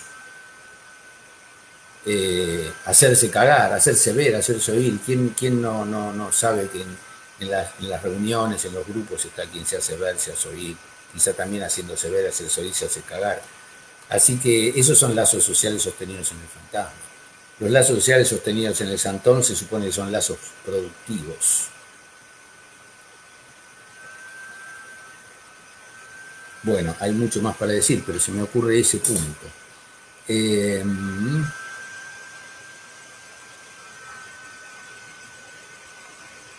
Bueno, hay agradecimientos que no los agradezco yo a la vez, pero prefiero concentrarme en las preguntas, después lo voy a leer y cualquier cosa les contesto, les agradezco mucho los agradecimientos, pero para no dedicarle más tiempo a eso que a las preguntas, después en todo caso igual ya de por sí les agradezco a todos los que hacen comentarios elogiosos y los que, no sé, si hay alguno que no, también les agradezco igual. Estimado, ¿cómo pensar la intervención de aquel núcleo real del síntoma con las palabras? Es decir, operar sobre algo con un medio donde precisamente la palabra no ocupa lugar. Claro, ¿cómo operar con lo que la palabra... Bueno, ¿cómo operar con lo real si lo real es indecible, imposible de decir? Ahí tenemos un problema que Lacan fue despejando como problema, quiero decir, y que queda hoy como, sigue quedando como un problema. Yo, para decirlo rápidamente, tengo esta idea. Como lo dice Lacan hacia el final, es necesario operar con la palabra para deshacer con la palabra lo que ha sido creado con la palabra. Y ha sido creado con la palabra el síntoma, tanto en su dimensión de mensaje como en su dimensión de satisfacción gozosa.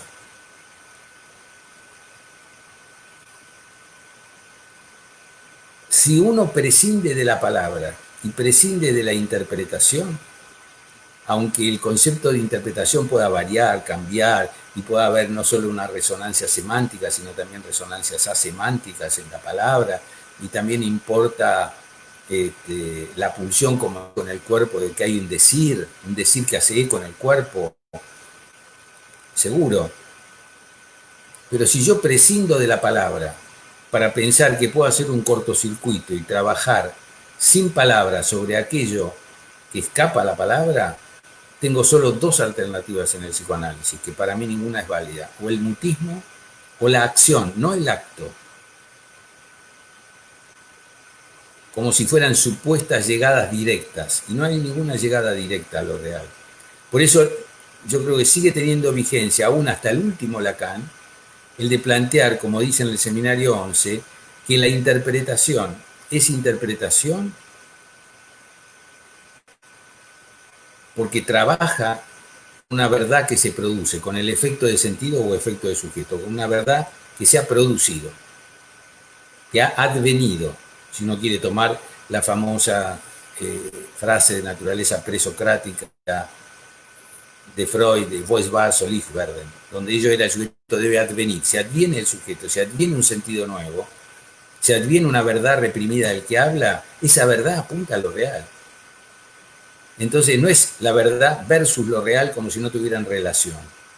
No es que ahora el último Lacan es lo real sin ley, enfrentado a la verdad que ya no vale. Es cierto que hay una transformación, importa lo real sin ley, la verdad que no es sin ley, pero la verdad que está ligada a la palabra, pero la interpretación, que yo creo que sigue teniendo una vigencia fundamental en el psicoanálisis, aunque no es el único tipo de intervención, es cierto, la interpretación apunta a un trabajo sobre la verdad y la verdad en sí apunta a lo real. Esta es una expresión de la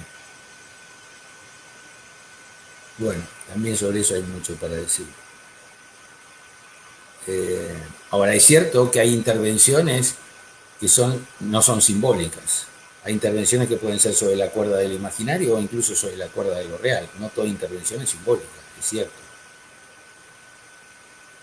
Sí, no toda intervención es simbólica. Si un paciente quiere romper algo del consultorio, uno puede interpretar, pero si en algún momento ve que va a romper, y mejor frenar, porque esa es una actitud que va en contra de la palabra. Y en el análisis no se trata de ir y desplegar impulsivamente lo que sea, no, se trata de la palabra, se trata de hablar. Entonces uno puede prohibir, eso no es una intervención simbólica, no puede cortar un goce, es una intervención que va directo sobre lo real, sí, pero eso siempre y cuando sea también una forma de relacionarlo con la palabra. Eso no es ajeno a la palabra. Bueno, hay mucho para decir, pero eso es un punto muy interesante. ¿Sí? Podríamos decir que el recorrido del síntoma en la obra de Lacan va a ser lecturado desde el deseo, luego desde el goce y luego desde la clínica de los nudos, como está bien. Bueno, yo no creo que exista ese progreso de esa manera. Porque cuando es cierto que Lacan al principio enfatiza el deseo a la función del significante, el deseo circulando por el carril del significante, y después empieza a trabajar el gozo.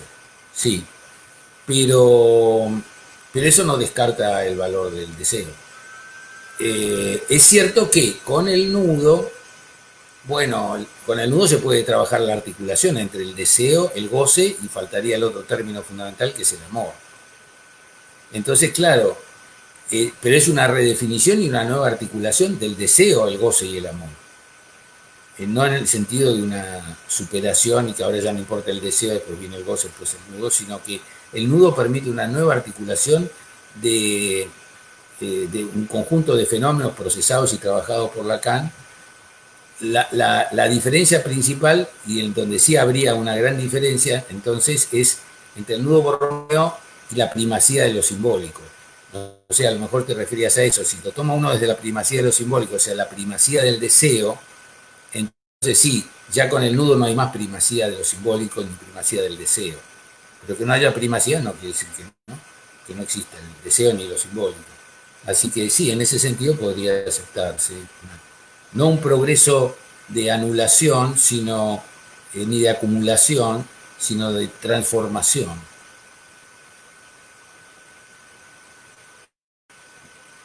Bien, atravesamiento del fantasma.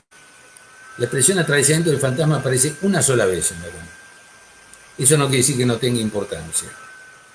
El atravesamiento del fantasma es uno de los aspectos que en una época se publicitaron mucho en el lacanismo como el aspecto fundamental del final del análisis, uno más de los diversos de las diversas fórmulas lacanianas para pensar el fin del análisis. Una mencioné, que era pertinente al tema que desarrollé, el saber arreglárselas ahí con el santón. Otra es, que también la mencioné, la caída del sujeto supuesto saber. Y hay otra, la travesía del fantasma. Todas estas valen porque son perspectivas distintas. Para decirlo relativamente rápido, de una manera que también puede ser ilustrativa, yo podría decir así.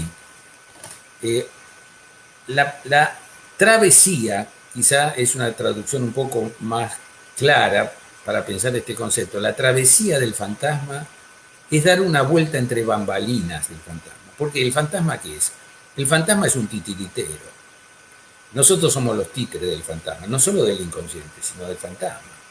El fantasma va a regular nuestro deseo, soportar el deseo y los lazos sociales. Entonces, si el fantasma implica el sometimiento a un otro absoluto, entonces en la vida cotidiana va a existir el sometimiento al otro absoluto. Sometimiento que tiene distintas variantes. Una variante es lo que clásicamente se puede pensar en la neurosis obsesiva, que consiste en buscar siempre un amo, someterse a ese amo para esperar su muerte. Ahora, mientras se somete a un amo y espera un amo, también puede someter a otros. Pero se somete a un amo. El obsesivo nunca va a ser un buen amo, es más o menos un buen esclavo, pero siempre con resentimiento hacia el amo y con la esperanza de su muerte, para intentar ocupar su lugar cuando en realidad siempre va a volver a ser un nuevo esclavo. La histérica también está sometida a un amo. Lo que pasa es que quiere hacer las cosas mejor que él. En realidad trata de hacer siempre las cosas mejor que él cuando se enfrenta con alguien que tiene pretensión e impostura fálica, impostura de amo. La histérica al ataque, como fue llamado por Luciano Israel, que aspira siempre a encontrar, porque ese es su horizonte, el padre ideal. Cuando encuentra diversos hombres, ninguno está a la altura del padre ideal, entonces lo va bajando como muñequitos. Eso quiere decir que ninguno cumple ese ideal. La castración pasa a estar en el lugar del otro, refuerza su falicismo, pero siempre sostiene al amo. Siempre en el horizonte está el amo. La otra forma de histeria es creer que ya se ha encontrado el amo y someterse a él, lo que se llama la histeria sacrificial. Una histeria con fuertes problemas, con un gran riesgo subjetivo.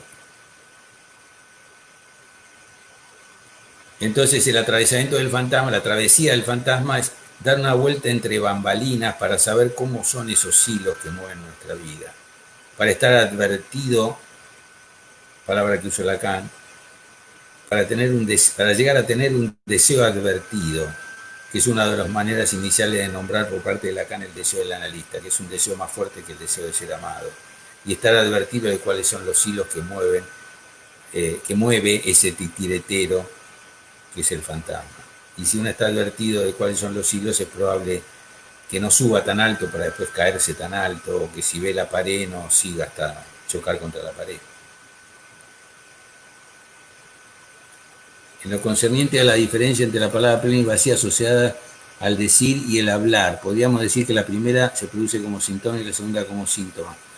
Bueno, es interesante. Lo que pasa es que la diferencia palabra plena y vacía es muy inicial, y la diferencia síntoma-santón es muy final en Lacan, muy de la última época, del seminario 23. No, eso no quiere decir que no se puedan articular. El problema está en que Lacan deja de hablar de palabra vacía y plena. ¿Por qué? Porque encontró que había un problema, una cierta contradicción. Porque como entre palabra vacía y palabra plena nosotros privilegiamos la palabra plena, resulta, ¿no? Porque la palabra plena quiere decir plena de inconsciente, es un modo de decirlo, ¿no? Es la palabra ahí donde se dice algo, esa palabra que atropella, ¿no? No el hablar y hablar y hablar, o hablar muy racionalmente, y uno no puede meterse, no entra por ningún lado. Pero claro, si esa es la palabra plena, de golpe Lacan se dio cuenta, pero si nosotros en el psicoanálisis privilegiamos el vacío, el agujero, la castración, ¿cómo que estoy prefiriendo la palabra pleno, la plenitud? Entonces ya no le gustó más la expresión palabra plena.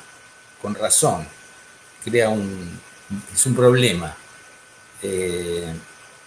La idea no está nada mal y se puede seguir usando, yo creo que se puede seguir usando, pero bueno, eso quería aclarar.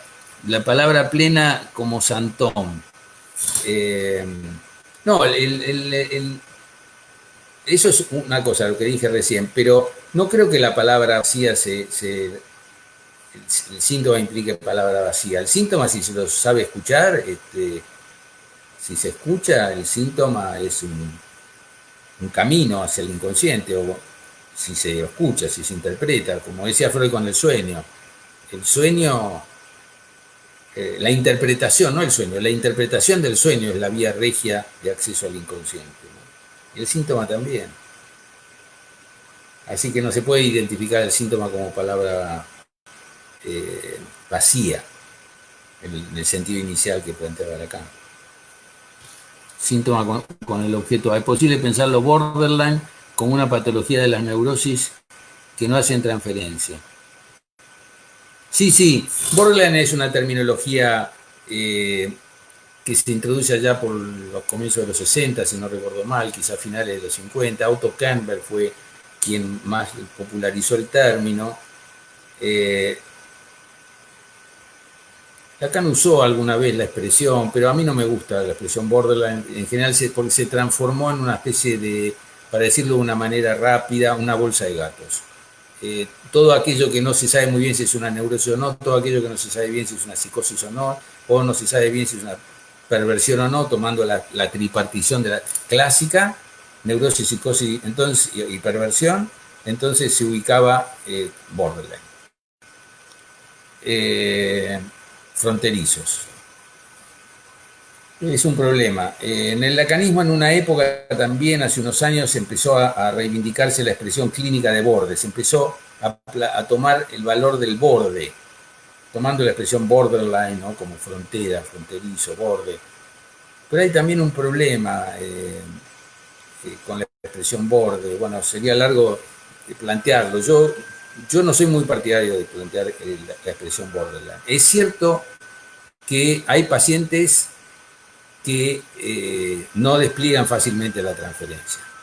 Yo creo que muchos de ellos son neuróticos graves. Otros serán psicóticos que no despliegan todavía un gran delirio. En algunos casos pueden ser perversos, si tomamos la terminología clásica. Pero es cierto, pacientes con muchas actuaciones, pacientes que no asocian fácilmente, un paciente como ese que me consultó y que en un minuto ya había tenido una posición muy contraria a la entrada en un dispositivo analítico. Esos pacientes existen sin duda y tienen mucha dificultad de entrar en la transferencia, eso sí. Lo que yo discuto es la palabra borderline, ¿no? Pero bueno, eso es un tema. Me queda claro, muy lucidos, bueno. Bueno, hay preguntas, todas estaban muy bien las preguntas y todas quedan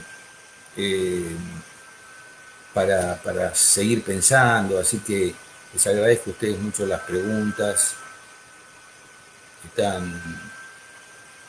No sé si alguna quedó sin contestar, pero de hecho... hay una que creo que no contesté.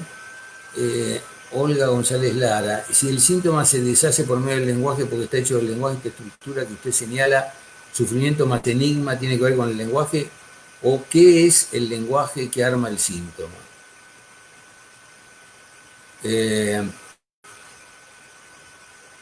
Bueno, el inconsciente está estructurado como un lenguaje. El inconsciente está estructurado, sí, que el inconsciente está estructurado como un lenguaje, para decirlo también de una manera simple, pero que es rigurosa, es el inconsciente se lee en lo que se dice. Y leyendo lo que se dice es posible deshacer lo que el inconsciente produce, porque tiene estructura de lenguaje. El inconsciente lo produce, por eso digo, es una palabra mordaz, una palabra que no termina de decirse. Entonces, si se lee, es posible deshacer que era, Freud lo planteaba así, ¿no? Como desandar el camino, desandar el camino. Eh, Ir en sentido inverso, así como desde el inconsciente produciendo el efecto, la formación, en este caso el síntoma, o si no, desandar el camino es el trabajo del análisis. Uno es el trabajo del inconsciente para producir el síntoma, otro es el trabajo del análisis que es inverso, el desciframiento. Sí, está muy bien, está interesante la pregunta. Bueno, muy bien, Alejandra de la Garza, sí, muchas gracias. De México, sí, recuerdo cuando había estado allá en el Círculo Freudiano. Bueno, hay muchas cosas más para decir, ¿no? Así que, bueno, podríamos, yo creo que más o menos, no, si alguien quiere hacer alguna nueva pregunta, a ver si ahora hacia el final. A lo mejor hay alguna hacia el final. La resolución del síntoma no es... la resolución del síntoma, me pregunta María Antonieta Canseco. Entonces, ¿la resolución del síntoma no es posible? Ay, permanece... Me corrió... me corrieron... Aparecieron nuevas preguntas. Entonces, la resolución del síntoma no es posible. Permanece un deseo remanente de quedarse en el goce. La resolución del síntoma... Bueno, pensemos, no existe la vida humana sin síntomas. No existe la vida humana sin síntomas. El síntoma es inherente a la estructura humana. El psicoanálisis no se propone agotar el inconsciente. El inconsciente no es una bolsa que nosotros vamos vaciando y cada vez hay menos inconsciente. Ya es por el hecho de ser hablantes, eso determina que existe el inconsciente y que existan los síntomas. Es imposible. Por ser sujetos hablantes y hablados, siempre vamos a ser hablados, siempre va a existir el síntoma. Lo que cambia es la posición frente al síntoma.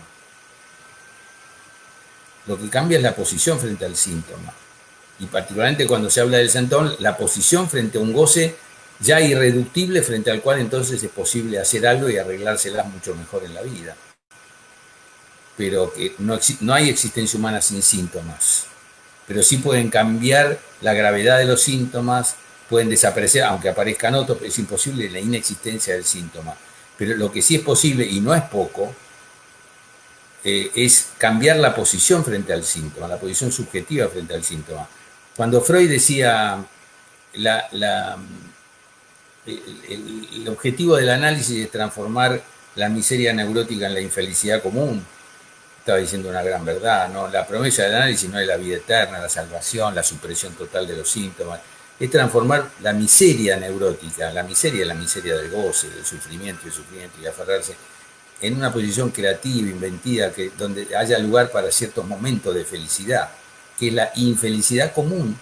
Él no dice que prometemos la felicidad, no existe la felicidad continua. La felicidad continua es un poco tortuosa, porque la felicidad solo es posible cuando hay comparación con los momentos en donde no hay felicidad. La felicidad se da por instantes, como decía Freud, en el malestar en la cultura. Entonces, sí, es posible cambiar la posición frente a los síntomas, pero pensar una existencia humana sin síntomas es imposible, porque el inconsciente no es una bolsa de recuerdos. El inconsciente es implica el hecho de que hablemos. Mientras hablamos, siempre decimos algo distinto de lo que queremos decir. El inconsciente es esa tesis incesantemente confirmada, según la cual cuando hablamos no sabemos lo que decimos. Y eso va a seguir siendo así al terminar un análisis, pero se supone que al terminar un análisis uno va a sufrir menos, va a tener otra posición, va a encontrar otros goces más productivos, no el goce de sentirse enfermo, de quejarse, de pelearse todo el tiempo con los otros, etc. Bueno, ahí estamos. Bueno, les agradezco mucho entonces y bueno, y los saludo. Los saludo y les agradezco mucho la presencia de ustedes y las preguntas, como les decía.